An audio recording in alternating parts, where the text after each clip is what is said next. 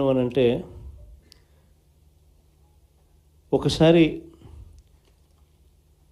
ఈ రామకుప్పానికి సంబంధించి చంద్రబాబు నాయుడు గారి సొంత నియోజకవర్గం, ఈ రామకుప్పానికి సంబంధించి ఎంపీటీసీకి సంబంధించిన ఒక కేస్ స్టడీ, ఒక ఎంపీపీ చనిపోయిన పరిస్థితుల మధ్య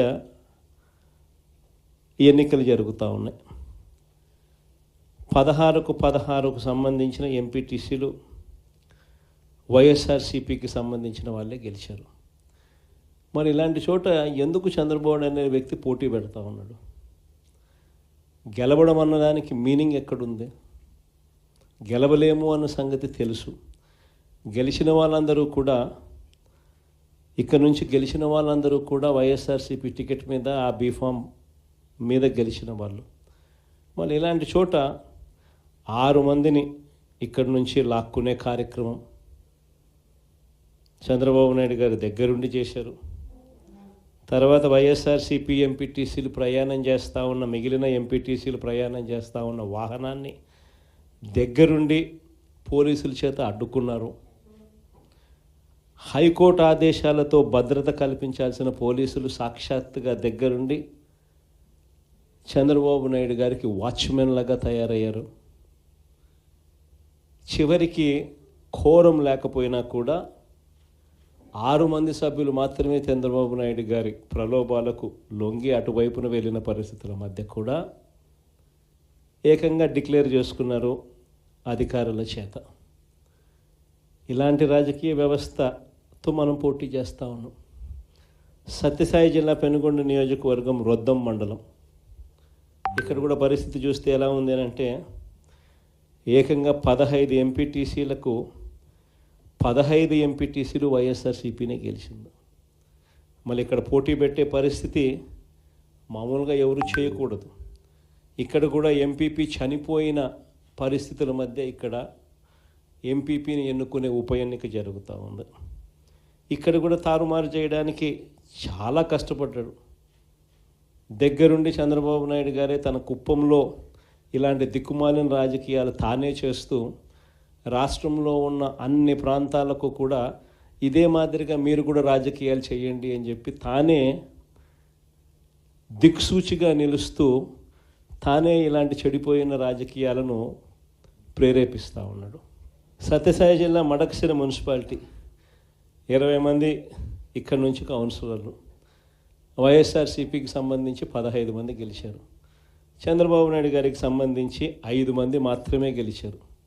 పాపం ఎస్సీ కాన్స్టిట్యున్సీ లక్కప్ప లాంటి పాపం ఒక చిన్న కార్యకర్త అక్కడ నుంచి మన పార్టీ తరఫున ఎమ్మెల్యేగా నేను, ఎస్సీ కాన్స్టిట్యున్సీ ఇలాంటి చోట కూడా ప్రలోభాలు పెట్టి ఆ కౌన్సిలర్లను లాగాలి అని చెప్పి విశ్వ ప్రయత్నం చేస్తూ ఉన్నాడు అని అంటే రాష్ట్ర చరిత్రలో ఎవడు ఉండడు ముఖ్యమంత్రి స్థానంలో. అయినా కూడా ఆ 15 మందిలో కూడా చాలామంది గట్టిగా నిలబడిన పరిస్థితులు, కొంతమందిని మాత్రం ప్రలోభాలకు అటువైపున వెళ్ళిన పరిస్థితుల మధ్య చూస్తూ ఉన్నాం. అన్నమయ్య జిల్లా రాజంపేట ఈ మున్సిపాలిటీ అయితే 29 మంది కౌన్సిలర్లకు గాను 24 కౌన్సిలర్లు వైఎస్ఆర్సీపీ టికెట్ మీద గెలిచిన వాళ్ళు. మరి 29లో 24 మంది వైఎస్ఆర్సీపీ టికెట్ మీద గెలిచిన పరిస్థితులు ఉన్నప్పుడు, తెలుగుదేశం పార్టీకి సంబంధించి కేవలం 4 మాత్రమే గెలిచిన పరిస్థితులు రాజంపేటలో ఉన్నప్పుడు ఒకడు ఇండిపెండెంట్గా గెలిచారు. మరి సంఖ్యాబలం లేనప్పుడు ఇక్కడ చంద్రబాబు నాయుడు గారు ఎందుకు ఇలాంటి హేయమైన రాజకీయాలను ప్రేరేపిస్తున్నాడో ఎవరికీ తెలియదు. కానీ ఇక్కడ కూడా ఎంత కష్టపడినా కూడా ఒకడంటే ఒకడు కూడా పోని పరిస్థితిలో కూడా ఇక్కడ కూడా మన వాళ్ళు చాలా గట్టిగా కూడా నిలబడతా ఉన్నారు అని అంటే నిజంగా గొప్ప సంగతి. ఇక్కడ అందరికీ కూడా అభినందించాల్సిన అవసరం ఉంది. ఎందుకు ఈ విషయాలన్నీ చెప్తా ఉన్నానంటే, నాయకుడు అనేవాడు ఎలా ఉండాలి అనేదానికి నిదర్శనం.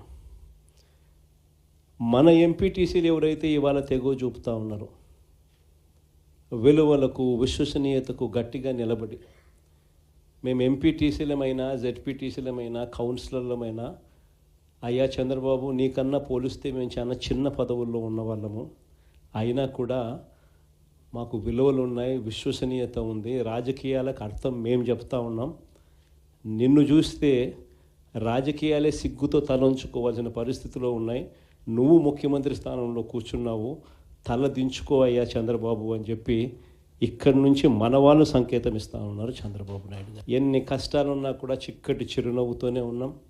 చిక్కటి చిరునవ్వుతోనే ప్రజలకు చెప్పిన ప్రకారం మేనిఫెస్టోలో ఏదైతే మాట చెప్పామో ఆ చెప్పిన ప్రతి మాట, కోవిడ్ లాంటి కష్టాలున్నా కూడా మీ జగన్ ఏ రోజు కూడా బటన్ నొక్కడంలో ఏ రోజు కూడా వెనకడుగు వేయలేదు.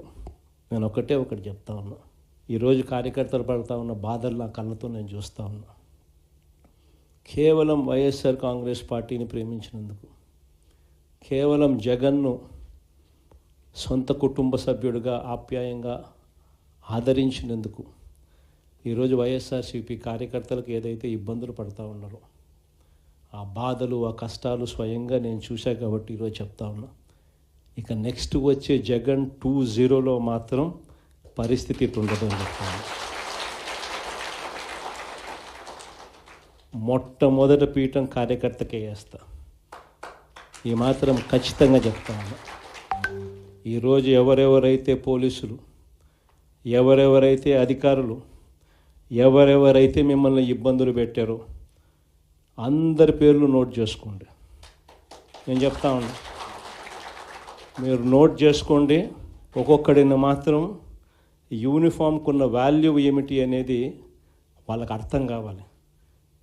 యూనిఫామ్ అంటే ప్రజలకు మేలు చేయడం కోసం యూనిఫామ్, అంతేగాని అధికారంలో ఉన్న వాళ్ళ కోసం సలాములు కొడుతూ గులాంగిరి చేస్తూ ఇటువంటి చిత్రహింసలు పెట్టే కార్యక్రమం ఈరోజు అయితే ఏదైతే జరుగుతూ ఉందో దీనికి తెర పడాలి అని అంటే ఏదైతే నువ్వు విత్తినావో అది ఎలా పండుతుంది అనేది నీకు తెలిస్తేనే ఇంకొకసారి నువ్వు ఆ ఇత్తనం ఎత్తడానికి నువ్వు భయపడే పరిస్థితిలోకి నువ్వు వచ్చినప్పుడే ఇది జరుగుతుంది. కాబట్టి ఈసారి మాత్రం ఖచ్చితంగా మెసేజ్ ఖచ్చితంగా పోతుంది. ఎవడెవడైతే అధికారి, ఎవడెవడైతే వైఎస్ఆర్సీపీ కార్యకర్తను ఎవడెవడైతే ఇబ్బంది పెట్టాడో వాళ్ళందరినీ కూడా చూస్తూ ఊరుకోము. చట్టం మీద దోషులుగా నిలబెడతాము. ఒకవేళ వాళ్ళు రిటైర్ అయిపోయి వెళ్ళిపోయినా, లేకపోతే వాళ్ళు